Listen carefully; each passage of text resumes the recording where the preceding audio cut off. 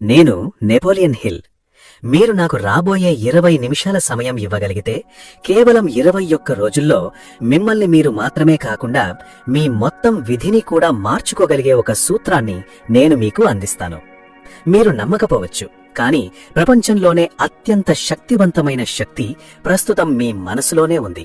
మరియు దానిని ఎలా ఉపయోగించుకోవాలో చెప్పడానికే నేను ఈరోజు ఇక్కడ ఉన్నాను. ఈ రహస్యాన్ని అర్థం చేసుకోవడానికి మరియు ప్రపంచంలోని అత్యంత విజయవంతమైన వ్యక్తుల నుండి దానిని నేర్చుకోవడానికి నేను నా జీవితాన్ని గడిపాను. మరియు ఈరోజు నేను ఆ జ్ఞానాన్ని ఒక స్పష్టమైన 21 రోజుల ప్రణాళిక రూపంలో మీకు ఇవ్వబోతున్నాను. సిద్ధంగా ఉండండి, ఎందుకంటే ఇది మీ సుఖవంతమైన జీవితానికి ఒక సవాలు. మొదటి అధ్యాయం, మీ మనస్సే మీకు లభించిన గొప్ప వరం మరియు మీ అతిపెద్ద శత్రువు. వినండి మరియు శ్రద్ధగా వినండి. మీరు ఏమై ఉన్నారో, మీరు ఏమవుతారో అదంతా మీ సొంత ఆలోచనలతోనే మొదలవుతుంది. నేను ఇదివరకే 1000 సార్లు చెప్పాను, ఇకపైనా చెబుతాను. మనసు దేన్నైనా ఊహించి నమ్మగలిగితే దానిని సాధించగలదు. ఇదేదో ఉత్తుత్తి నినాదం కాదు, ఈ విశ్వం పనిచేసే సూత్రమిదే. మీ మనసు సారవంతమైన నేల వంటిది. మీరు భయం, సందేహం, వైఫల్యం అనే విత్తనాలు నాటితే అవే పంటను కోస్తారు. కానీ మీరు ఆత్మవిశ్వాసం, పట్టుదల, విజయం అనే ఆలోచనలను నాటితే మీ పంట శ్రేయస్సు మరియు విజయంగా ఉంటుంది. ఇది చాలా సులభం మరియు చాలా లోతైనది. సమస్య ఏమిటంటే చాలా మందికి తెలియకుండానే ప్రతికూలత అనే విత్తనాలు నాటుతారు. నేను చెయ్యలేను, ఇది నా అదుపులో లేదు, ఇది ఎప్పుడూ నాకే ఎందుకు జరుగుతోంది.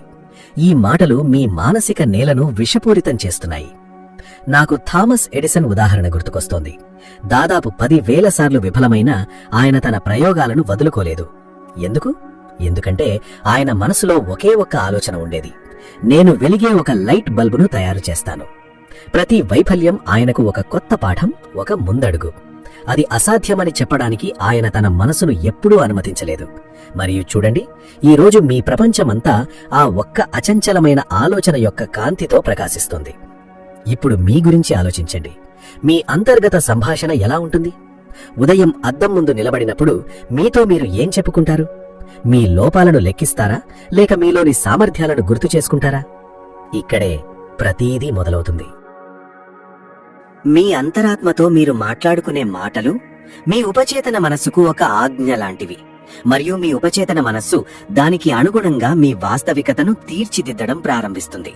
కాబట్టి మొదటి సూత్రం, మొదటి పాఠం, మొదటి అడుగు ఇదే: మీ ఆలోచనలను నియంత్రించండి, వాటిని గమనించండి.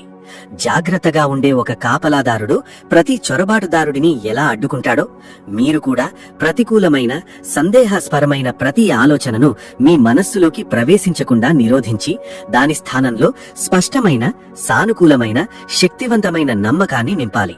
నేను సమర్థుడిని, నేనిది చెయ్యగలను, ఈ ప్రపంచం నాకు అవకాశాలతో నిండి ఉంది.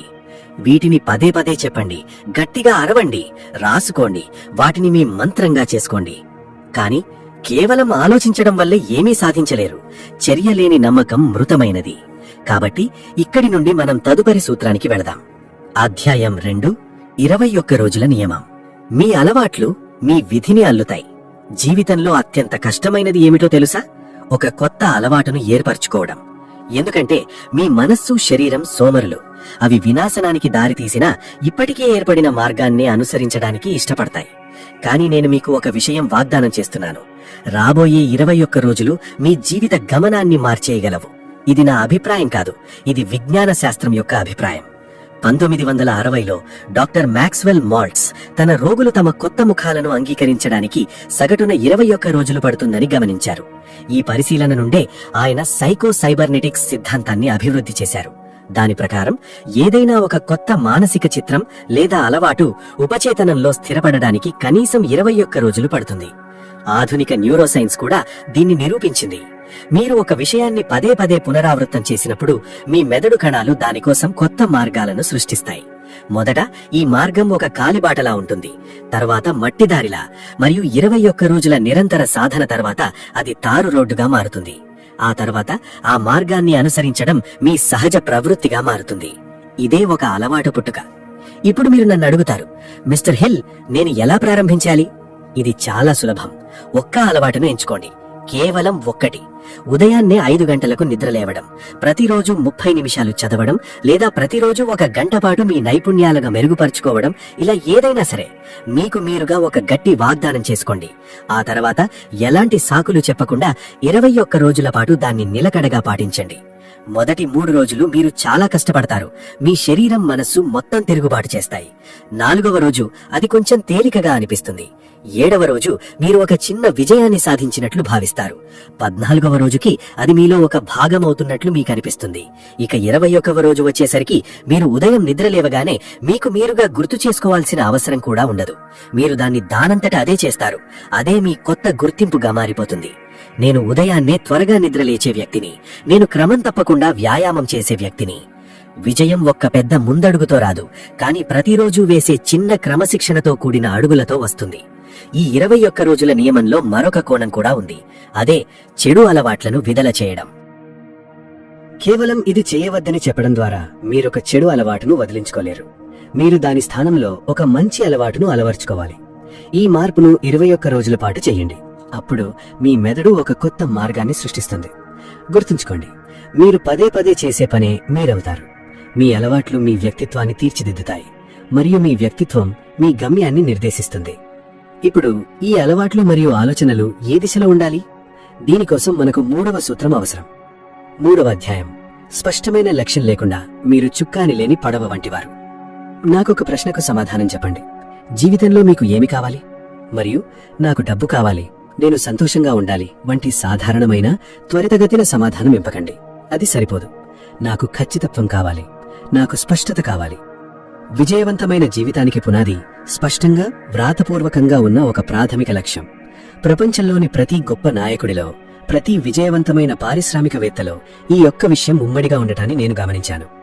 వారు తమ లక్ష్యాన్ని అత్యంత స్పష్టంగా నిర్వచించుకున్నారు. మీకు ఈ స్పష్టత లేకపోతే మీరు ప్రతి గాలివాటుకు కొట్టుకుపోతారు. మీకు శక్తి ఉంటుంది, మీకు ప్రతిభ ఉంటుంది, కానీ మీకొక దిశానిర్దేశం ఉండదు. మరియు దిశానిర్దేశం లేకుండా ప్రతిదీ వ్యర్థమే. కాబట్టి ఈరోజు, ఇప్పుడే ఇది చెయ్యండి. ఒక కాగితం, ఒక పెన్ను తీసుకోండి. దాని పై భాగంలో నా ప్రాథమిక లక్ష్యం అని రాయండి. ఆ తర్వాత దాన్ని రాసిపెట్టండి. నా ప్రాథమిక లక్ష్యం రాబోయే 5 ఏళ్లలో నా కుటుంబానికి వారు అర్హమైన జీవితాన్ని ఇవ్వగలగాలి. చూడండి, ఇది స్పష్టంగా ఉంది. ఇది కొలవదగినది. దీనికొక గడువు ఉంది. ఇది నిర్దిష్టమైనది. ఆ తర్వాత ప్రతి ఉదయం మీరు నిద్రలేచినప్పుడు ఈ లక్ష్యాన్ని 2 సార్లు చదవండి. గట్టిగా చదవండి. రాత్రి పడుకునే ముందు మళ్లీ చదవండి. ఇలా చేయడం ద్వారా అది మీ చేతన మనస్సులో నుండి మీ అచేతన మనస్సులోకి ఇంకుతుంది. మరియు ఒకసారి అది మీ అచేతన మనస్సులో నాటుకుపోయాక అప్పుడు అద్భుతం మొదలవుతుంది. మీరు మీ లక్ష్యాన్ని స్పష్టం చేసుకున్నప్పుడు మీ దృష్టి ఆ లక్ష్యానికి సంబంధించిన ప్రపంచంలోని అవకాశాలు, వ్యక్తులు మరియు సమాచారం వైపు మళ్లడం మొదలవుతుంది. వాటిని మీరు ఇంతకుముందు గమనించి కూడా ఉండరు. వ్రాతపూర్వకమైన లక్ష్యం లేకుండా మీరు ఇతరుల లక్ష్యాలను నెరవేర్చడంలోనే ఇరుక్కుపోతారు. మీరు వేరెవరికో కలల కోసం పనిచేస్తారా? అదే మీకు కావాల్సిందా? కాదు. కాబట్టి ఇప్పుడే లేచి దాన్ని రాసుకోండి. నిజమైన స్వేచ్ఛ వైపు ఇదే మొదటి అడుగు. కానీ మీకొక లక్ష్యం ఉన్నప్పుడు దాన్ని చేరుకోవడానికి ఒక ప్రత్యేకమైన జ్ఞానం అవసరం.